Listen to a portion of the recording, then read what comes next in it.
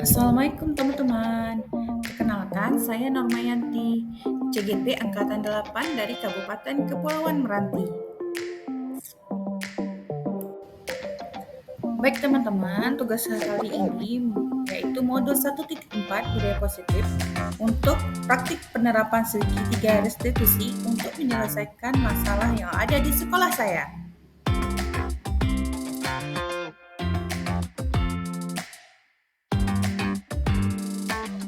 Baiklah, untuk sekedar informasi, segitiga restitusi adalah proses menciptakan kondisi bagi murid untuk memperbaiki kesalahan mereka, sehingga mereka bisa kembali pada kelompok mereka dengan karakter yang lebih kuat. Segitiga restitusi membantu murid menjadi lebih memiliki tujuan, disiplin positif, dan memulihkan dirinya yang telah melakukan perbuatan yang salah. Adapun 3 langkah dalam segitiga restitusi adalah: yang pertama, menstabilkan identitas; yang kedua, validasi tindakan yang salah; dan yang ketiga, menanyakan keyakinan.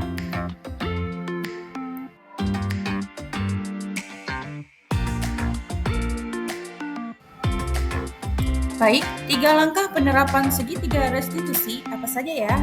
Mari kita simak ya penjelasannya berikut ini. Adapun langkah-langkah segitiga restitusi, yang pertama itu adalah menstabilkan identitas. Bagian dasar segitiga restitusi memiliki tujuan untuk merubah orang yang gagal karena telah berbuat kesalahan menjadi orang yang sukses. Baik, sedangkan yang langkah yang kedua adalah memvalidasi tindakan yang salah. Kita harus memahami kebutuhan dasar yang mendasari tindakan anak berbuat kesalahan. Menurut teori kontrol, semua tindakan manusia, baik atau buruk, pasti memiliki maksud atau tujuan tertentu. Jadi, setiap anak yang melakukan kesalahan, kita berhak menanyakan dulu kenapa alasan mereka berbuat seperti itu. Pasti mereka mempunyai alasannya. Nah, langkah yang ketiga adalah menanyakan keyakinan. Pentingnya menanyakan ke anak tentang kehidupan ke depan yang dia inginkan. Ketika mereka sudah menemukan gambaran masa depannya, guru dapat membantu mereka untuk tetap fokus pada gambaran ke depannya. Melalui segitiga restitusi, kita dapat mewujudkan mereka menjadi murid yang merdeka. Kasus yang pertama, Sinta yang tidak mengerjakan tugas. Hari Rabu siang, Ibu Norma tidak bisa mengajar pelajaran PPKN di kelas 11 MIA 5 karena harus mengikuti rapat penting MGMP PKN SMA SMK se-Kabupaten Kepulauan Meranti. Ibu Norma pun memberikan tugas kepada siswa kelas 11 MIA 5 agar kelas tidak kosong. Namun, Sinta tidak mengerjakan tugas tersebut. Ia malah tiduran di meja dan akhirnya justru tidur sungguhan. Akhirnya, saat pengumpulan tugas, Sinta tidak mengumpulkan tugasnya. Keesokan harinya, saat mengoreksi tugas, Ibu Norma menemukan satu anak yang tidak mengerjakan tugas, yakni Sinta. Padahal berdasarkan buku absensinya, hari itu Sinta masuk ke sekolah. Saat istirahat, Ibu Norma pun memanggil Mira untuk klarifikasi. Selamat pagi, Bu. Selamat pagi, Sinta. Gimana kabarnya hari ini, sih? Alhamdulillah baik, Bu. Sinta tahu nggak kenapa Sinta dipanggil ke ruangan ini? Iya, Bu, tahu bisa jadi karena masalah tugas saya. Ya benar, tapi Ibu mau nanya dulu sama Sinta. Semalam Sinta masuk kan ke sekolah? Iya, Bu, masuk tapi tidak mengerjakan tugas. Iya, baik Sinta. Semua orang itu pernah melakukan kesalahan, Sinta. Termasuk juga Ibu Norma pernah melakukan kesalahan.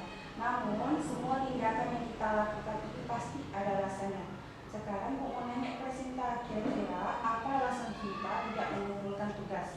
Iya, Bu, tadi malam saya mau scroll Instagram dan TikTok sampai larut malam jam 12 malam, sehingga besoknya ketika sekolah saya merasa mengantuk dan tidur di sekolah. Berarti Sinta ini mengantuk di kelas karena scroll TikTok dan Instagram sampai malam ya, berarti penggunaan HP sampai larut malam. Kira-kira perbuatan Sinta itu sudah bagus atau tidak? Tidak, Bu. Sinta masih ingat nggak keyakinan kelas yang sudah kita sepakati kemarin? Masih, Bu. Kalau masih ingat, kira-kira perbuatan yang Sinta lakukan ini sudah sesuai belum dengan keyakinan kelas kita? Belum. Belum ya? Kalau belum, keyakinan kelas apa yang tidak sesuai dengan perbuatan Sinta lakukan ini? Tidak bertanggung jawab.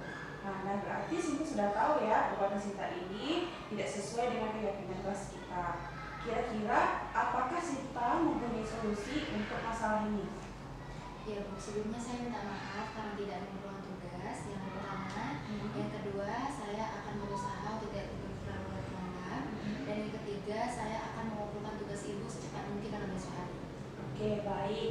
Ibu Norma apresiasi ya atas sikap tanggung jawab Sinta. Semoga Sinta bisa berubah ke arah lebih baik lagi dengan tidak tidur larut malam, dan kita batasi ya penggunaan gadgetnya, karena apalagi kan Sinta ini kan sekolahnya udah full day. Kalau misalnya tidur sampai larut malam, pasti besok paginya ngantuk, tidak semangat untuk belajar ya.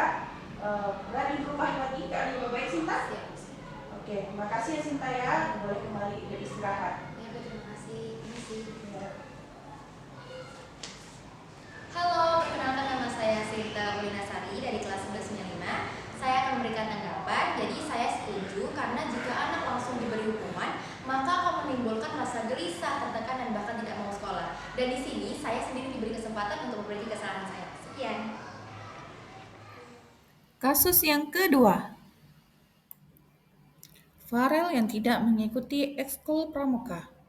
Pada hari Jumat, Farel tidak mengikuti kegiatan pramuka yang merupakan ekstrakurikuler wajib di sekolah SMA Negeri 1 Tebing Tinggi. Ia pun tidak memberikan keterangan kepada pembina pramuka tentang ketidakhadirannya. Pada hari Senin, Farel dipanggil oleh Ibu Norma diminta untuk dimintai keterangan. Baik Farel, apa kabar? Alhamdulillah Bu, baik. Alhamdulillah. Farel, pada hari Jumat kemarin, kamu tidak ikut ekskul pramuka ya? Iya Bu, soalnya Farel buru-buru, soalnya mau diajak ayah untuk liburan ke Pekanbaru.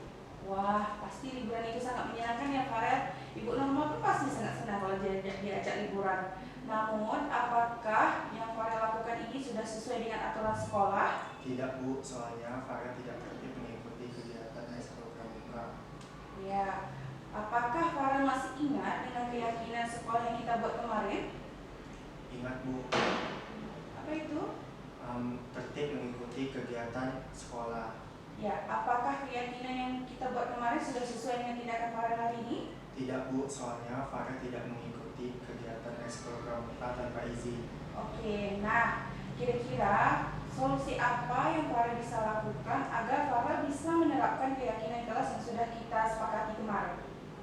Saya bisa meminta izin kepada pembina jika saya tidak hadir Bu. Minta izin dulu ya kepada pembina pramukanya. Terus apakah ada solusi yang lain, Farel? Mungkin saya bisa hadir dulu ekskul pramuka, baru saya mengikuti ayah untuk liburan ke Pekanbaru. Ya, bagus. Berarti Farel sudah paham ya, menaati peraturan itu sangat penting. Apalagi ini menyangkut dengan kegiatan ekskul pramuka kita. Apalagi ekskul pramuka ini merupakan ekskul wajib yang harus diikuti oleh semua peserta didik. Jadi, ya, kalau bisa Farel jangan sampai melanggar keyakinan kelas yang sudah kita sepakati kemarin ya. Ya Bu. Oke, Ibu doakan Farel bisa berubah ke arah lebih baik lagi, dan Farel bisa mengikuti dengan rajin kegiatan ekskul pramuka ini. Baik Farel, terima kasih. Semoga Farel menjadi siswa yang lebih baik lagi. Silahkan Farel kembali ke kelasnya. Baik Bu, terima kasih Bu. Baik, perkenalkan nama saya Farel Amanda, saya dari kelas 1191. Saya akan memberi tanggapan. Saya sangat setuju jika siswa tidak diberikan hukuman secara langsung, karena jika diberikan hukuman secara langsung ini akan membuat siswa trauma dan merasa malu. Dengan memberikan hukuman secara tidak langsung tersebut, siswa dapat memperbaiki kesalahan yang telah dibuatnya dan tidak mengulangi lagi kesalahan tersebut. Terima kasih.